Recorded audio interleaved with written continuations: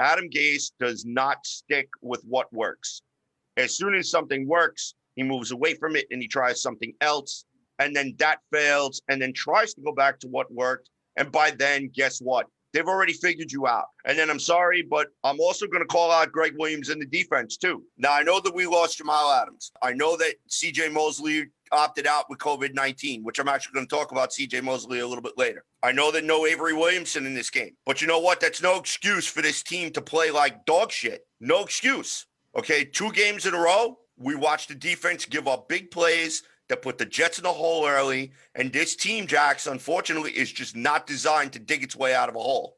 So overall, what were your thoughts? This team isn't designed to do anything at this point in time other than suck, man. Look, you know what? I kind of checked out after the first few minutes in the third quarter, and I'll just be realistic. I needed to take a mental health break. Because I was so distraught. Yeah, Sam Darnold played better, but Sam Darnold doesn't have any weapon. Chris Herndon, who we thought would be the X factor, dropped a touchdown basically in the end zone. And while I'm not saying that was the difference in the game in particular, those are the types of miscues that we cannot afford.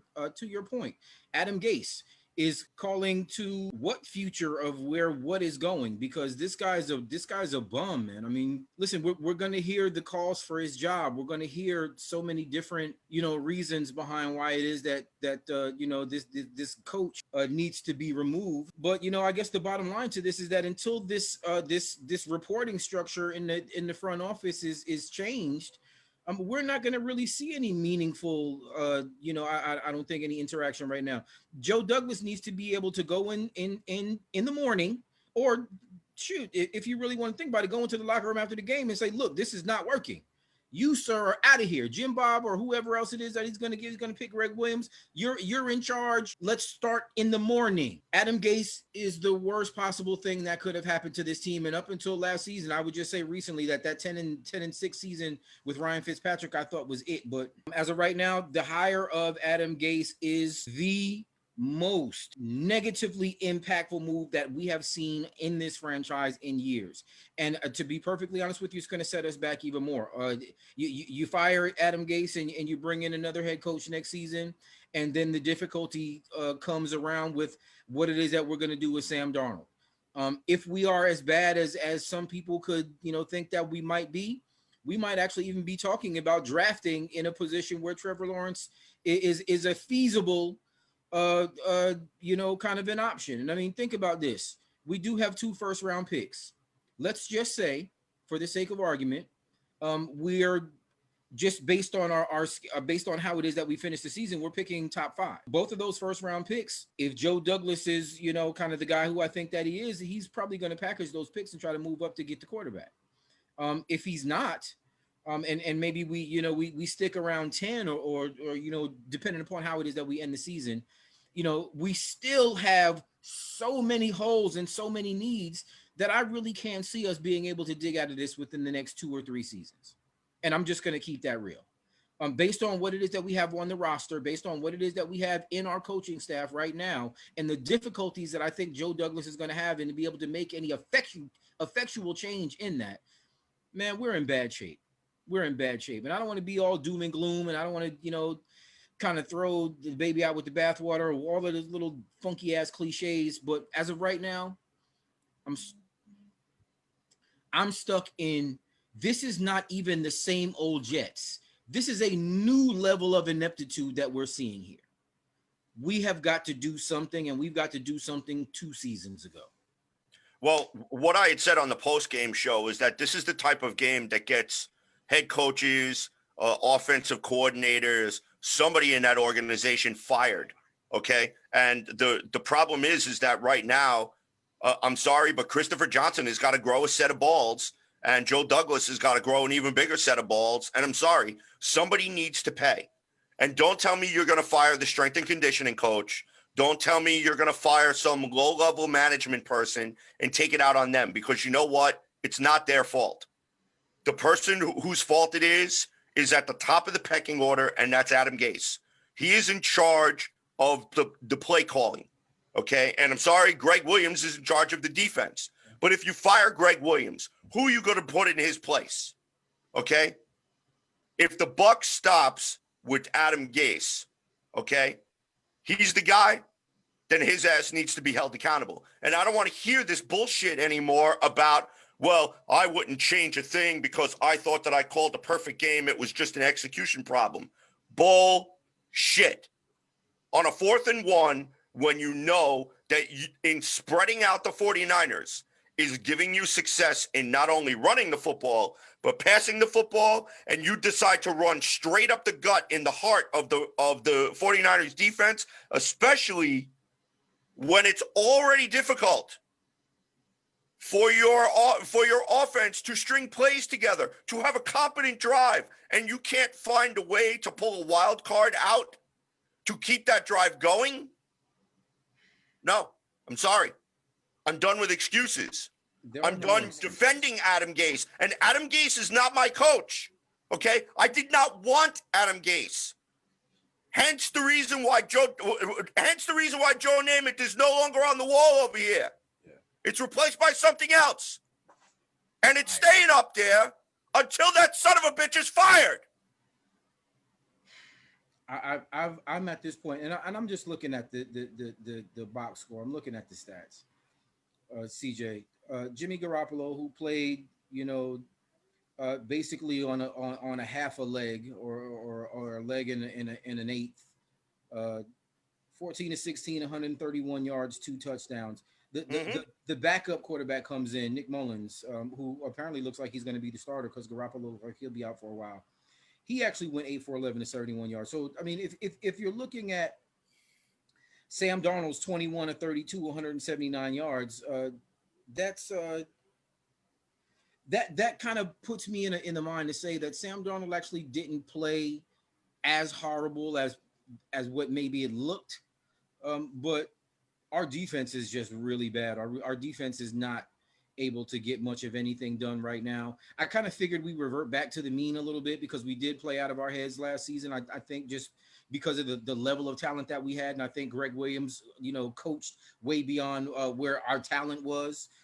But I agree with that. But you know what? Eventually, these guys have to take a step forward, Jax. Yeah, well, look, I get it. We what did we return 9 starters? But the guys that we did bring back are not even there. No, I'm not gonna lie. Nope, we didn't. How many guys did we bring back? CJ Mosley, CJ Mosley has played all of 3 quarters as a New York Jet since signing his contract. Yeah. Okay, we traded Jamal Adams.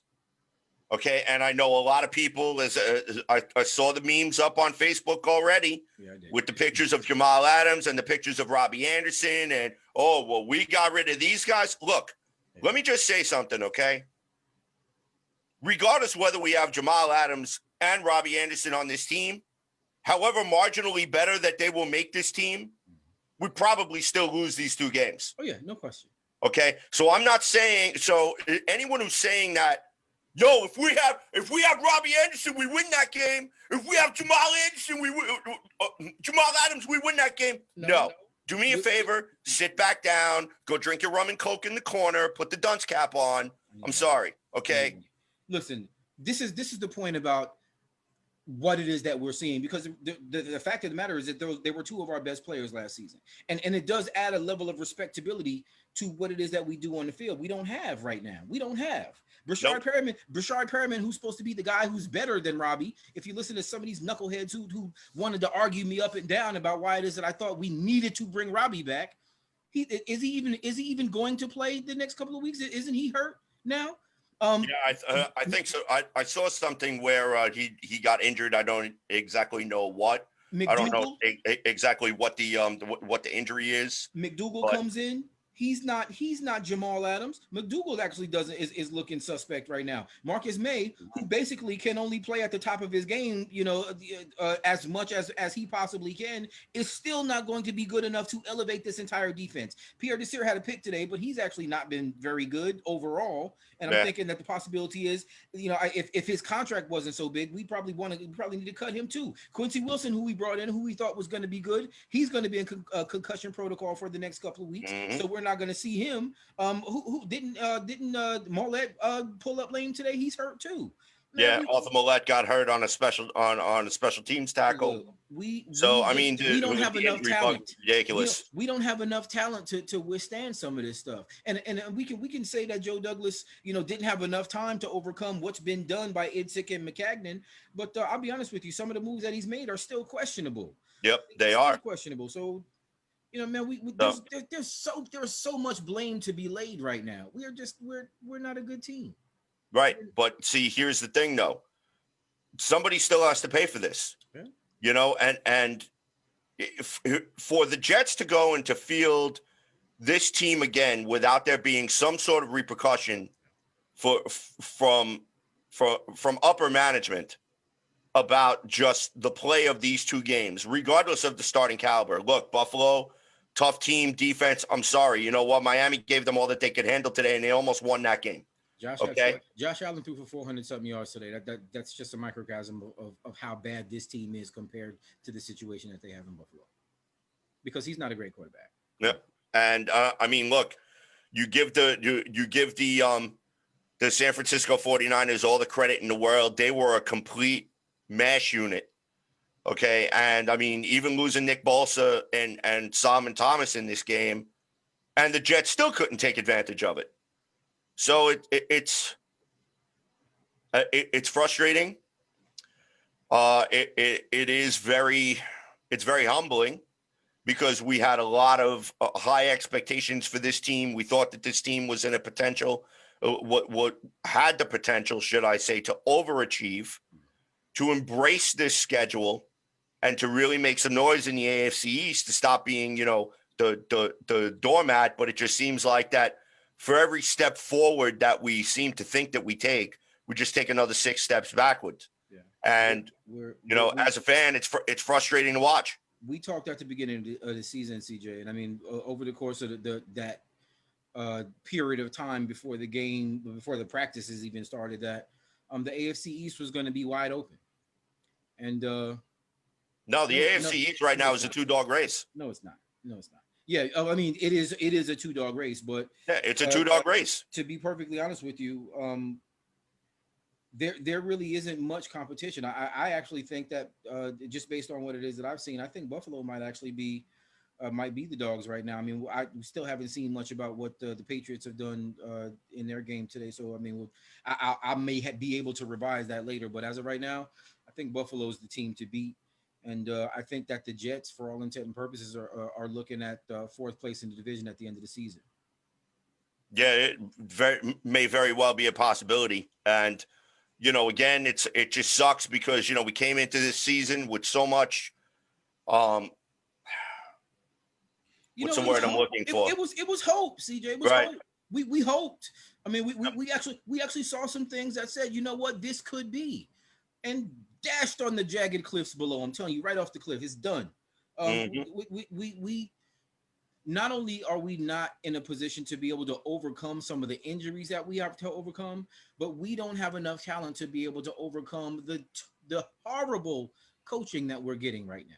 We would need to have a talent-laden team to even be able to say that functionally we might be able to compete with a decent. We don't have any of it. We don't have talent. We don't have coaching. As of right now, again, I'm not sure what our leadership is thinking because we have $30 million in cap space that we're sitting on, and we haven't had a GM who steps to the plate and says, you know what, we can't continue this way. Let's bring in somebody. We haven't seen any of that. What are we sitting on $30 million for? We have shit on our team right now. Our cupboard is bare. We got cobwebs in there with no spiders on them because there's no food. There's nothing. It's dead. And the problem is the spiders don't even want to go in there. Look, the spiders are like, I'm out of here. This is a situation where we are realizing the worst case scenario, even if all of the bad stuff happened. This is worse. This is the worst possible thing. And the only thing at this point in time, and I'm let me clarify because it's not the only thing. Firing Adam Gase would rectify quite a bit. But that leadership structure in the front office is bad.